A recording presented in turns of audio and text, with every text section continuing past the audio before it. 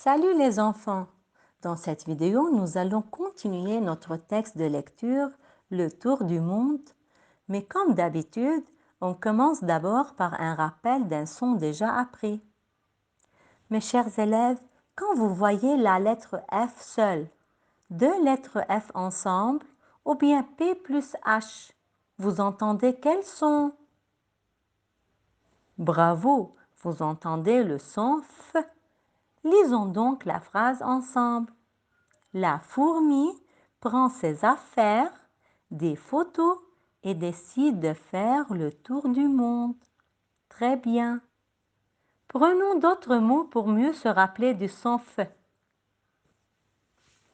F plus ro, je lis fro. J'ajoute les syllabes ma et je, j'obtiens le mot fromage, le fromage. Deux lettres F plus I, je lis fi. J'ajoute la syllabe A au début et les syllabes chat et je à la fin. J'obtiens alors le mot affichage, un affichage. Les lettres PH plus 1, je lis fin. La lettre T est muette. J'ajoute les syllabes et les au début. J'obtiens donc éléphant, un éléphant.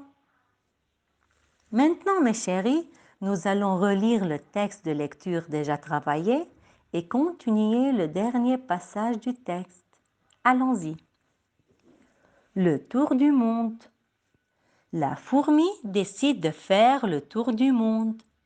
Elle prépare ses bagages. Rien ne pourra l'arrêter. Le lendemain, la fourmi se met en route, son baluchon sur l'épaule. Sur le chemin, elle rencontre le mille-pattes. « Où vas-tu, fourmi ? » ?»« Je pars faire le tour du monde. »« Tu devrais mettre de bonnes chaussures. »« Tu as raison, je retourne à la maison. » La fourmi se choisit des chaussures assez solides pour faire le tour du monde. Le lendemain matin, la fourmi repart. Sur son chemin, elle croise l'escargot. « Où vas-tu, fourmi ? » ?»« Je pars faire le tour du monde. »« Tu as de bonnes chaussures, mais tu as oublié ton parapluie. »« Tu as raison, escargot, je n'y avais pas pensé. Je retourne le chercher. » Dans ce passage, mes enfants, il faut noter les liaisons dans votre livre. Et il faut savoir que le mot croise signifie rencontre. Donc, elle croise veut dire elle rencontre. En résumé, c'est une histoire d'une fourmi qui décide de faire le tour du monde. Elle prépare ses bagages et se met en route. Sur le chemin, elle rencontre un mille-pattes et un escargot. Le mille-pattes lui conseille d'emporter de bonnes chaussures, alors que l'escargot lui conseille d'emporter un parapluie. Est-ce que vous savez pourquoi il lui conseille d'apporter ces objets?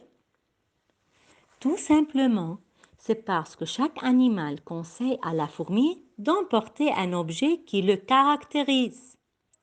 Le mille-pattes a beaucoup de quoi? De pattes, bravo! Il pense donc aux chaussures, alors que l'escargot a une coquille sur le dos qui le protège comme un parapluie. Et maintenant, je vous demande de lire le texte en entier et de répondre aux questions 1, 2 et 3 de la partie « Je comprends » à la page 13. Merci.